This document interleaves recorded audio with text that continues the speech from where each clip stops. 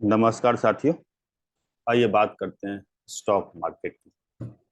सबसे पहले डिस्क्लेमर, मैं सेबी रजिस्टर्ड एनालिसिस्ट नहीं हूं। मैं चार्ट पर देखकर अपना एक व्यू बनाता हूं। इलियट वेव चार्ट और टाइम साइकिल और आसपास जो वातावरण चल रहा है उसके आधार पर मैं बाजार पर अपना एक व्यू बनाता हूं। उस व्यू के आधार पर आप अगर शेयर बाजार में काम करते हैं, प्रॉफिट और लॉस की सारी जिम्मेदारी आपकी होगी। हम लोग या हमारा चैनल स्टॉक वेल्थ आपके प्रॉफिट और लॉस की कोई रिस्पॉन्सिबिलिटी नहीं लेता है। प्रॉफिट होगा वह भी आपका, लॉस होगा वह भी आपका। मैं यहाँ पर सिर्फ अपना एक शौकिया तौर पर एक व्यू शेयर करता हूँ। इस व्यू के आधार पर अगर आप अपना काम करते हैं तो यह काम अच्छा हो तो भी आपका, बुरा हो तो भी आपका। दूसरी बात, आप हमारे चैनल को लाइक शेयर और सब्सक्राइब करिए, क्योंकि जिस टाइप का एनालिसिस हम लोग यहाँ कर रहे हैं और आप YouTube के अन्य चैनलों पर जो विश्लेषण एनालिसिस मिल रहा है, अगर आप उसके साथ कंपेयर करते हैं तो आपको हमारे विश्लेषण और उनके विश्लेषण में एक अंतर पता चलता होगा। ठीक है, आइए बात करते हैं स्टॉक मार्केट। 5 तारीख वाले वीडियो में और हमारे जो विश्लेषण करने का तरीका है उसमें मैंने यह बात बता दी थी कि हमें हमेशा एक मीडियम से लॉन्ग टर्म का एक व्यू हमारे पास तैयार रहना चाहिए कि बाजार लॉन्ग टर्म में क्या करने वाला है। जैसे कि मैंने 5 सितंबर 2023 के वीडियो में एक बात स्पष्ट कर दी थी। उस वीडियो का शीर्षक ही था नई उड़ान। तो मैंने उस वीडियो में ही यह स्पष्ट कर दिया था कि बाजार आज आज जो लो बना रहा है 30-31 तारीख के आसपास, जो उसने लो बना दिया था 31 अगस्त के आसपास, मैं देख लेता हूँ। निफ्टी ने 30-31 अगस्त के आसपास जो लो बना दिया था, मेरा ऐसा मानना था कि ये, हाँ, 30 तारीख के आसपास जो लो बना दिया था, तो मेरा ऐसा मानना था कि ये जो लो बन गया है, यह लो, ये वाला,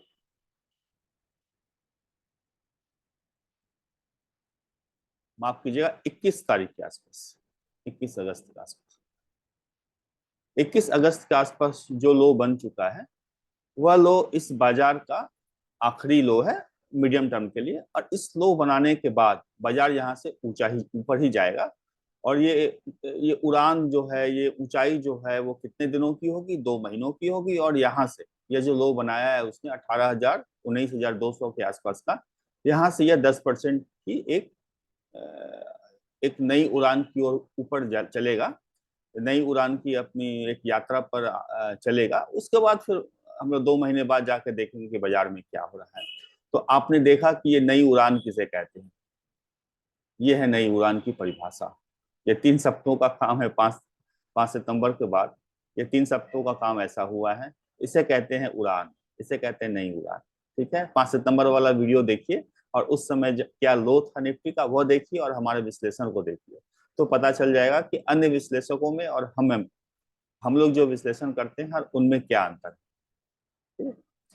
मैं हमेशा जोर देता हूं कि हमारे पास इस तरह का एक लॉन्ग टर्म का व्यू होना चाहिए, तभी हम लोग कुछ पैसे स्टॉक मार्केट से बना पाएंगे। अदरवाइज स्टॉक 5 पैसे का, 10 पैसे का कॉल पुट बेच के खरीद के हम लोग 2-4 पैसे तो बना सकते हैं, लेकिन वेल्थ नहीं क्रिएट कर पाएंगे। वेल्थ क्रिएट करने के लिए हमारे पास इस तरह का एक व्यू होना चाहिए, जो व्यू मैं देने का प्रयास करता हूँ। आप जुड़े तो देखिए हम लोग किस तरह का व्यू देते हैं। और उस समय मैंने ये भी एचडीएफसी बैंक और आपके साथ रिलायंस शेयर किया था कि ये 2 शेयर यहाँ से बढ़ सकते हैं, और पावर सेक्टर में। तो उसके बाद वाले वीडियो में मैंने बताया था किस तरह का high voltage drama power sectors के शेयरों में हुआ, और अभी भी उनमें ड्रामा बाकी है ऊपर जाने वाला। घबराइए मत, किसी भी स्टॉक्स में घबराइए मत, अभी फिलहाल 1-1.5 महीने के लिए। और आइए बात कर लेते हैं आने वाले सप्ते के बारे में। 18 से 22 वाला जो सप्ताह आरंभ होने वाला है, 18 तारीख मंडे से, 18 तारीख से 18 से 22 वाले सप्ते में बाजार किस तरह से बिहेव कर सकता है। हमारा व्यू आपको स्पष्ट है कि हम लोग 2 महीने की एक तेजी में है, यानी सितंबर और अक्टूबर, ये 2 महीना बाजार तेज ही रहेगा, ऐसा हमारा अनुमान है। इस तेजी में क्या क्या पड़ाव आ सकते हैं, कहाँ रुक सकता है बाजार, हम लोग सप्ताह दर सप्ताह इस बात की चर्चा करते हैं। इसी चर्चा के दरमियान मैं 18 और 22 के बीच वाले सप्ताह में बाजार क्या कर सकता है, इस पर अपना एक व्यू देने के लिए यहाँ उपस्थित हुआ। मेरा ऐसा मानना है कि 18 तारीख से जो सप्ताह माने मंडे से जो सप्ताह आरंभ हो रहा है, 18 तारीख से ही पार्लियामेंट का भी सेशन आरंभ हो रहा है और हमारे राजनीतिक परिस्थितियां कुछ इस तरह है कि कुछ ना कुछ अचानक हो जाता है। तो क्या इस बार भी इस पार्लियामेंट सेशन में कुछ अचानक हो सकता है? हो सकता है। हमारे प्रधानमंत्री की कार्यशैली कुछ इस प्रकार है कि वो अचानक कुछ भी कर सकते हैं। बाजार इस बात को लेकर थोड़ा सा आशंकित रहेगा, डाउटफुल रहेगा। इस वजह से मुझे ऐसा लगता है कि 18 सितंबर 2023 से लेकर 22 सितंबर 2023 का जो सप्ताह है भारतीय बाजारों के लिए, वो एक रेंज बाउंड रहेगा। रेंज बाउंड कहने का अर्थ यह है कि ये जो इसने हाई बनाया, ये जो इसने अपना हाई बनाया है, ये वाला 20,220 और ये जो लो है 20,000 के आसपास, इस रेंज में मुझे लगता है कि 21-22 तारीख तक बाजार इसी रेंज में अपने आप को सीमित रखेगा। 22 तारीख तक बाजार इसी रेंज में रहेगा।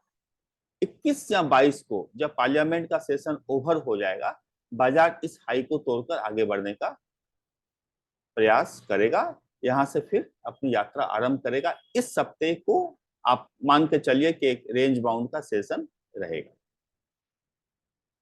समझा पाया मैं आपकी बात? 2 महीने का व्यू, सितंबर अक्टूबर को बाजार, सितंबर और अक्टूबर महीने में बाजार तेज है। अक्टूबर के बाद हम लोग सोचेंगे कि बाजार की स्थिति क्या होने वाली है। अभी आने वाला एक सप्ताह रेंज बाउंड रहेगा, उसके बाद बाजार फिर इस हाई को तोड़कर आगे की ओर अपनी यात्रा आरंभ करेगा। Is that clear? आइए हम लोग बात करते हैं। यह मान के चलिए कि ये जो लो है ना, ये जो 15 तारीख का जो लो बनाया है, करीब करीब 20,000 के आसपास, 20,000 के आसपास का जो लो है, मुझे लगता है कि बाजार ये वाला इस हाई के, इस हाई 20,050 और 20,050 और 20,200 के बीच में रेंज में ये काम करेगा। 50-60 पॉइंट ऊपर या 50-60 पॉइंट नीचे। ठीक है।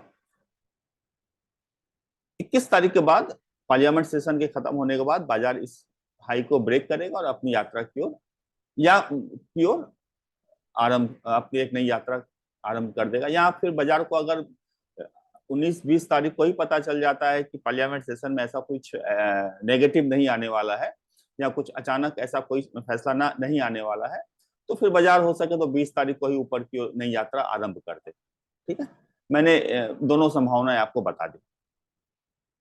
आइए बैंक निफ्टी। जिस प्रकार मैंने पिछली अपने 5 सितंबर वाले वीडियो में और उसके बाद वाले वीडियो में जो मैंने डिस्कस किया था कि नई उड़ान, तो आप देख सकते हैं यहां से नई उड़ान किस प्रकार आरंभ हुई है। आने वाले वक्त में यह भी हमारा बैंक निफ्टी भी एक रेंज में ही रहेगा। मैंने लास्ट वीडियो जो बनाया था उसमें मैंने जिस हिसाब से बैंक निफ्टी की रेंज बताई थी, आप अगर आप उस वीडियो को देखिए, बैंक निफ्टी उसी रेंज में काम कर रहा है। मेरा ये ऐसा मानना था कि 46,700-800 जाने के बाद एक बार बैंक निफ्टी रुकेगा और उसी हिसाब से एक रेंज बाउंड एक दायरे में काम कर रहा है। अगला सप्ताह भी मेरा अनुमान है कि बैंक निफ्टी भी इसी दायरे में ऊपर आपका 46,200-300 और नीचे आपका 45,800, इसी रेंज में ये मार्केट काम करता रहेगा आने वाला 22 तारीख तक। उसके बाद फिर यह अपनी नई यात्रा आरंभ कर देगा। आइए स्टॉक। आज भी मेरा ऐसा मानना है कि ये जो सरकारी पावर कंपनियां हैं उनमें एक रन आ गया है, वो कुछ दिनों के लिए रेस्ट करेंगी। हाँ, एक बात मैं आपको बता दूं कि ये जो बाजार ये जो 18 से 22 तक यहाँ रेस्ट करेगा, तो इस रेस्ट करने में इंडेक्स तो रेस्ट करेगा, लेकिन जो इंडिविजुअल स्टॉक्स में काम हो रहा है वो अपनी तेजी बरकरार रखेंगे। उनमें किसी भी प्रकार का रुकने या थकने का कोई संकेत मुझे नहीं मिला है। जो रुकना थकना था, जो करेक्शन देनी थी, उन्होंने पिछले सप्ताह एक 3-4% की करेक्शन बहुत दिनों से जो करेक्शन की उम्मीद थी, वो करेक्शन उन्होंने पिछले सप्ताह अचानक दे दी। 10 दिन का काम उन्होंने एक दिन में ही कर दिया। अच्छी बात है। बुल मार्केट की निशानियां यही होती है कि करेक्शन बहुत शार्प होते हैं। यह सप्ताह इंडेक्स भले रुक जाए, निफ्टी बैंक निफ्टी भले रुक जाए, लेकिन स्मॉल कैप और मिड कैप जिसके शेयर जिस प्रकार काम कर रहे हैं वो इस प्रकार ही काम करते रहेंगे। सरकारी पावर कंपनियां हो सके तो रुक जाएं, लेकिन प्राइवेट पावर कंपनियां, Adani power, Tata power, JSW energy, Torrent power जैसे जो स्टॉक्स हैं, विशेषकर अडानी पावर और टाटा पावर। हाँ, अडानी पावर और अडानी के शेयरों पर मुझे थोड़ा डाउट है, क्योंकि जब भी पार्लियामेंट सेशन चलता है, रेगुलर हो या स्पेशल सेशन हो, उसमें अडानी के स्टॉक्स रुके रहते हैं। तो अडानी के स्टॉक्स मुझे लगता है कि यह सप्ताह इंडेक्स के साथ थोड़े से सब्ड्यूड, थोड़ा सा रुके हुए रहेंगे, और फिर सेशन समाप्त होने के बाद फिर अडानी के स्टॉक्स भी मार्केट के साथ चल पड़ेंगे। ठीक है। तो इस सप्ते में पावर स्टॉक्स में टाटा पावर थोड़ा बहुत चल सकता है, अडानी पावर चल सकता है, और एलआईसी के शेयर पर ध्यान रखिएगा साथियों। मुझे ऐसा लगता है कि एलआईसी के का जो शेयर है वो कुछ कमाल कर सकता है इसी सप्ताह या इसके बाद वाले सप्ताह, उस पर ध्यान रखिएगा। एलआईसी बड़ा वाला लाइफ इंश्योरेंस कॉर्पोरेशन जो ऑफ इंडिया वाला जो शेयर है, ठीक है, आप उस पर ध्यान रखिए। पावर शेयर पर ध्यान रखिए। निफ्टी और बैंक निफ्टी इस वीक रेंज बाउंड रहेगा। छोटे और बड़े स्टॉक, जो छोटे मझोले स्टॉक्स हैं, वो अपनी यात्रा आरंभ रखेंगे। यूएस बाजार इसी तरह 150 पॉइंट ऊपर नीचे चलता रहेगा। नेस्डेक भी 200-300 पॉइंट ऊपर नीचे चलता रहेगा। उससे अभी कुछ खास फर्क नहीं पड़ने वाला है। वो भी अगले महीने या फिर इस हफ्ते बाद वो भी अपनी एक नई तेजी की ओर अपनी यात्रा आरंभ करें। ठीक है। और एक बात मैं आज आज आप लोगों को बता दूं, आज एशिया कप का जो मैच हुआ, जिसमें श्रीलंका की, एशिया कप का फाइनल का जो मैच हुआ, उसमें श्रीलंका की पारी जिस प्रकार से लहूलुहान हुई, कोलैप्स हुई, तितर बितर होके बिखर गई, जिस प्रकार श्रीलंका की पारी एशिया कप के फाइनल में तितर बितर होके बिखरी है, मेरा ऐसा अनुमान है कि आने वाले 2 महीने बाद, अक्टूबर के बाद, ठीक भारतीय और विश्व के सभी शेयर बाजार भी इसी प्रकार तितर बितर होकर बिखर सकते हैं। आज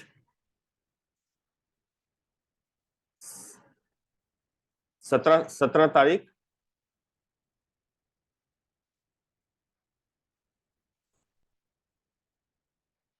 आज 15, 16, 17, आज एशिया कप के फाइनल वाले दिन मैं एक प्रिडिक्शन कर रहा हूं कि जिस प्रकार एशिया कप के फाइनल में श्रीलंका की पारी तितर बितर होकर बिखरी है, कॉलेप्स हुई है, ठीक इसी प्रकार का कॉलेप्स हम लोग आने वाले अक्टूबर के बाद भारत और विश्व के सभी शेयर बाजारों में देख सकते हैं। ठीक है। वो बात की बात है, वो क्यों होगा, कैसे होगा, वो हम लोग बाद में बात कर लेंगे। तो अभी तक स्पष्ट है कि क्या हो सकता है बाजार में अगला सप्ताह। अक्टूबर तक हम लोग तेजी में हैं। ये जो जो लो बना था, ये जो बाजार ने यहाँ लो बनाया था, ये रहा निफ्टी का चार्ट। ये जो बाजार ने लो बनाया था, यहाँ से 10% की तेजी में है। 2 महीने तक ये तेजी आएगी। उसके बाद फिर हम लोग बाद में जाके विचार करेंगे कि बाजार का की स्थिति क्या बन रही है। ठीक है साथियों, उम्मीद है मैंने आपको आने वाले वक्त में किस प्रकार काम करना है उसका एक व्यू देने का प्रयास किया है, और मैं इस प्रयास में सफल रहा हूँगा। आने वाला वक्त आपका शुभ हो, इसी उम्मीद के साथ मैं ये वीडियो यहाँ समाप्त करता हूँ। नमस्कार।